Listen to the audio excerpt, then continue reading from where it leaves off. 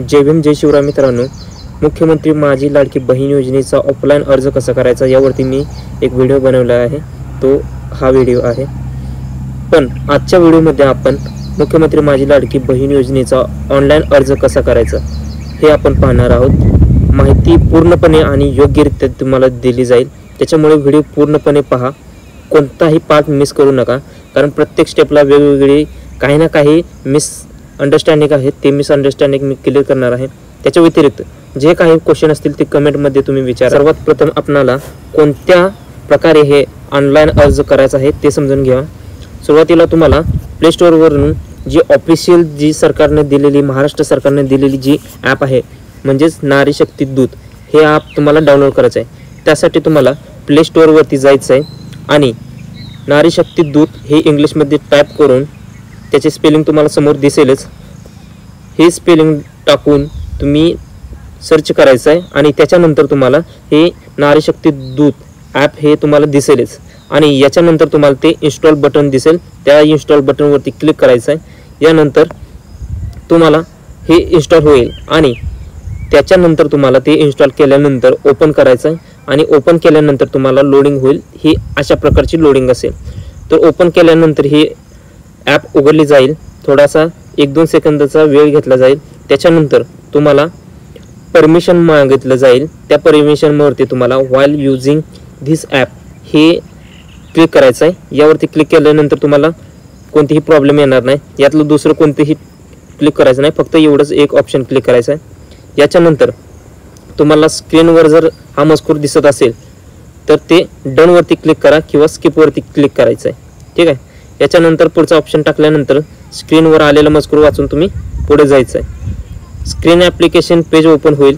त्याच्यानंतर तुम्हाला mobile number टाकायचा आहे आणि मोबाईल नंबर लिंक केल्यानंतर त्यानंतर तुम्हाला ॲक्सेप्ट टर्म्स अँड कंडिशन याच्यावरती क्लिक करायचं आहे। याच्यावरती क्लिक केल्यानंतर तुम्हाला एक ज्या काय टर्म्स आणि कंडिशन आहेत ती दिसेलच। त्याच्यावरती क्लिक केल्यानंतर ज्या काय अटी शर्ती दिसतील त्याला स्वीकारा या बटनवरती क्लिक करायचं आहे।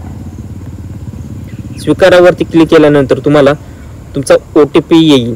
याच्यानंतर तुम्हाला तिथं OTP सबमिट करायचा आहे। OTP कुठला येईल तर तुम्ही ज्या नंबरवरती जो कोणताही फॉर्म भरणार आहात तो ऑनलाईन फॉर्म भरण्यासाठी जो काही मोबाईल नंबर टाकलेला आहे त्या मोबाईलवरती तुम्हाला OTP जाईल आणि तो 4 अंकी मोबाईल नंबरचा OTP तुम्हाला इथं नोंदवावा लागेल। पण येथे तुम्हाला प्रोफाईल अपूर्ण आहे असा एरर स्क्रीनवरती दिसेल। याच्यानंतर तुम्हाला ते अपडेट करण्यासाठी, आपली माहिती भरण्यासाठी येथे क्लिक करा, यावरती क्लिक करायचं आहे। याच्यानंतर तुम्हाला सुरुवातीला पूर्ण नाव, ईमेल, जिल्हा, तालुका, नारी शक्ती दूतचा जो काही प्रकार आहे तो तुम्हाला निवडायचा आहे। यामध्ये तुम्हाला ईमेल टाकणे अनिवार्य नाही, त्याच्यामुळे ईमेल टाकावं असं काय नाही। याच्या व्यतिरिक्त सुद्धा तुम्ही ऑप्शन पुढे जाऊ शकता। याच्यानंतर महत्त्वाचा आहे तुमचा नारी शक्तीचा प्रकार कोणता आहे।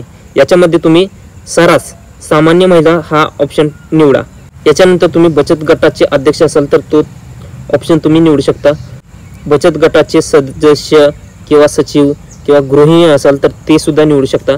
अंगणवाडी सेविका किंवा अंगणवाडी मदतनीस, ग्रामसेवक, वार्ड अधिकारी किंवा सेतू। याच्यामध्ये तुम्ही सर्रास सामान्य नागरिक असाल तर तुम्ही सामान्य महिला किंवा गृहिणी हे 2 ऑप्शन निवडायचे आहेत। तुमचा नारी शक्तीचा प्रकार निवडल्यानंतर तुम्हाला पुढे गेल्यानंतर तुम्हाला प्रोफाईलमध्ये तुम्हाला असा मजकूर दिसेल, ज्यामध्ये तुमचं XYZ जे काय नाव आहे, ईमेल आहे, मोबाईल नंबर आहे, जिल्हा कोणता आहे ते दिसेल, त्यानंतर तालुका आणि तुमचा नारी शक्तीचा प्रकार आहे हे दिसेलच। प्रोफाईल अपडेट करा दिसेल, तिथं जर सर्व मजकूर असेल आता मी जे सांगितला तर त्यावरती क्लिक करायचं नाही। यानंतर तुम्हाला अर्ज भरण्याआधी योजनेविषयी जाणून घ्यायचं असेल किंवा हमीपत्र डाउनलोड करायचं असेल तर योजना या बटनावरती क्लिक करायचं आहे आणि त्याच्यानंतर तुम्हाला 2 ऑप्शन दिसतील, योजना PDF डाउनलोड करा आणि हमीपत्र PDF डाउनलोड करा। यानंतर तुम्हाला हमीपत्र PDF डाउनलोड करा यावरती क्लिक करून हमीपत्र डाउनलोड करायचं आहे। पण सुरुवातीला तुम्ही अर्ज भरण्या अगोदर अर्जदाराने खालील कागदपत्रे रेडी ठेवायचे आहे। त्यामध्ये पहिलं आहे आधार कार्ड, त्यानंतर बँक पासबुक, यानंतर आहे जन्माचा दाखला, यामध्ये तुम्हाला शाळा सोडल्याचा दाखला किंवा अधिवास प्रमाणपत्र हे सुद्धा तुम्ही ठेवू शकता। हे ऑप्शनल आहे की जन्माचा दाखला असा, ठीक आहे। तर याच्यानंतर तुम्हाला शाळा सोडल्याचा दाखला जर असेल तर ते पण ठीक आहे, पण आदिवासी प्रमाणपत्र असेल किंवा नसेल या तिन्हीपैकी कोणतंही एक डॉक्युमेंट तुम्हाला रेडी ठेवावं लागणार. यानंतर महिलेचा जन्म जर परराज्यात झाला असेल तर किंवा रहिवासी महाराष्ट्रातील जर असेल, तुमचा जो कोणते पती असेल तो महाराष्ट्रातील रहिवासी असेल तर नवऱ्याच्या नावाने तुम्हाला म्हणजेच पतीच्या नावाने तुम्हाला पुरावा दाखल करावा लागणार आहे. यानंतर तुम्हाला उत्पन्नाचा दाखला लागेल. आता जर तुमच्याकडे उत्पन्नाचा दाखला नसेल तर याला ऑप्शनल आहे पिवळे किंवा केशरी रेशन कार्ड, याची तुम्हाला एक प्रत द्यावी लागेल. यानंतर जे आपण हमीपत्र डाउनलोड केलेलं आहे त्या हमीपत्रावरती तुम्हाला एक साईन करावं लागेल, सही करावी लागेल. यानंतर तुम्हाला ते डाउनलोड करण्यासाठी हमीपत्र PDF डाउनलोड करावरती क्लिक करून ते डाउनलोड करून घ्यायचं आणि ती सही करायची. आता आपण पाहून घेऊया या व्हिडिओचा मेन भाग म्हणजेच मुख्यमंत्री माझी लाडकी बहीण योजनेचा फॉर्म कसा भरायचा. तर सुरुवातीला तुम्हाला ही सर्व जे काही कीवर्ड सांगितलेले आहेत ते कीवर्ड्स क्लिक केल्यानंतर आता तुम्हाला मुख्यमंत्री माझी लाडकी बहीण योजना या बटनावरती तुम्हाला क्लिक करायचं आहे आणि या टॅबवरती क्लिक केल्यानंतर तुम्हाला मजकूर दिसेल तो अशा प्रकारे. यामध्ये तुम्हाला अटी व शर्ती स्वीकार केल्यावर तुम्हाला ॲप्लिकेशन फॉर्म तुमच्या स्क्रीनवर येईल. म्हणजेच ॲप्लिकेशन फॉर्म भरल्यानंतर सर्वप्रथम अर्जदाराने किंवा अर्ज भरणाऱ्या महिलेने स्वतःचे पूर्ण नाव टाकायचं आहे, ते तुम्हाला या रकान्यामध्ये टाकावे लागेल. यानंतर तुम्हाला पतीचे किंवा तुमच्या वडिलांचे नाव टाकायचे आहे. यानंतर अर्जदाराने नाव भरल्यानंतर तुम्हाला जन्मतारीख निवडायची आहे. त्यासाठी जन्मदिनांक निवडा या ऑप्शनवरती क्लिक करायचं आहे. आता ही जन्मदिनांक तुम्हाला आधार कार्ड प्रमाणेच टाकायची आहे.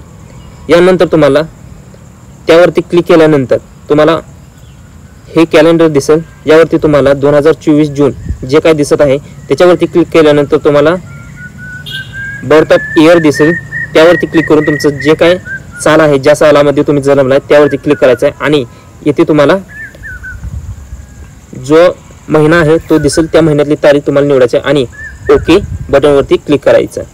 यानंतर अर्जदाराचे वय 21 पेक्षा कमी असल्यास किंवा 65 पेक्षा जास्त असल्यास हा मेसेज स्क्रीनवरती दिसेल, म्हणजे स्क्रीनला एरर दिसेल. असा मजकूर दिल्यानंतर अर्ज भरू नये ही एक महत्त्वाची गोष्ट आहे, ते तुम्ही समजून जावा. जन्मतारीख भरल्यानंतर अर्जदाराने रहिवास भरायचा आहे, म्हणजेच रकान्यात दिलेल्या जागी क्लिक करायचं आहे आणि जिल्हा निवडून तुम्हाला इथे माहिती तुमची द्यायची आहे. ती माहिती तुम्हाला आधार कार्डनुसार द्यायची आहे. यानंतर अर्जदारांचा आधार क्रमांक किंवा मोबाईल नंबर इथे येईल, आधार नंबर इथे येईल. अर्जदार शासनाच्या इतर योजनेचा लाभ घेत असल्यास लाभार्थी रक्कम तुम्हाला नमूद करायची आहे. किती लाभार्थी रक्कम आहे ते तुम्हाला इथे टाकायचे आहे.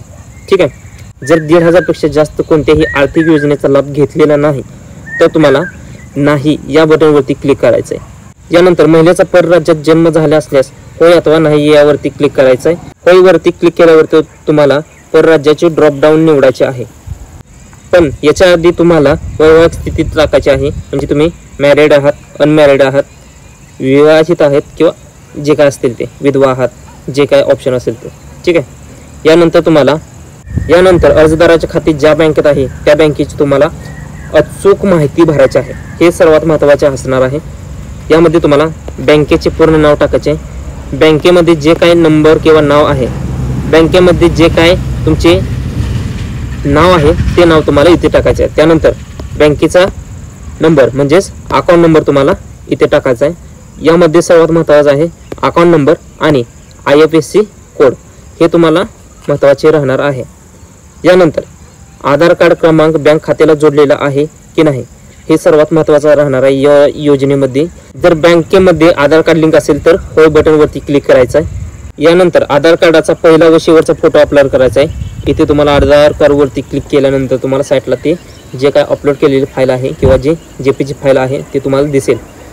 महिलेचा परराज्यात जर जन्म झालेला असेल आणि महाराष्ट्र राज्याच्या रहिवाशाशी जर लग्न झालेलं असेल तर नवऱ्याचे रहिवासी पुरावे तुम्हाला जोडावे लागणार आहे. त्यासाठी तुम्हाला इथे क्लिक करायचं आहे. राशन कार्ड पहिला व शेवटचा फोटो इथे तुम्हाला अपलोड करायचा आहे, म्हणजेच इथे अपलोड करायचं आहे. आता महिलेचा परराज्यात जन्म झाला असेल यास इथे तुम्हाला डॉक्युमेंट जोडावं लागणार आहे, म्हणजेच रेशन कार्डच्या ठिकाणी तुम्हाला ते टाकायचे आहे.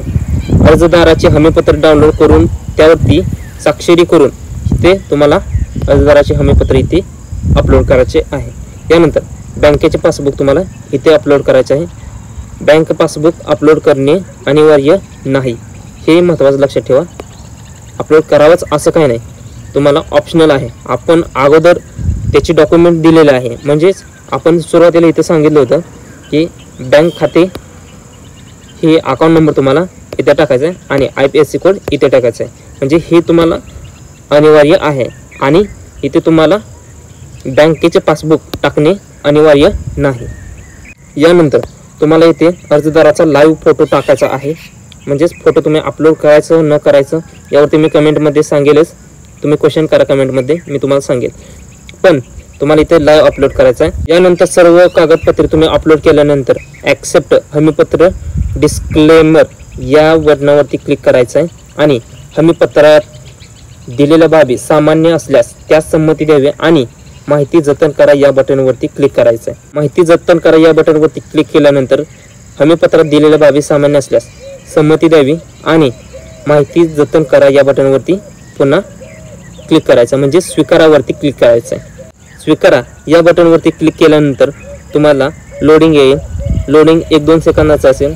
पण अर्ज भरल्यानंतर व अपलोड केल्यानंतर जे काय डॉक्युमेंट आहे ते अपलोड केल्यानंतर त्या अर्जाचा प्रिव्ह्यू अशा प्रकारे तुम्हाला दिसेल.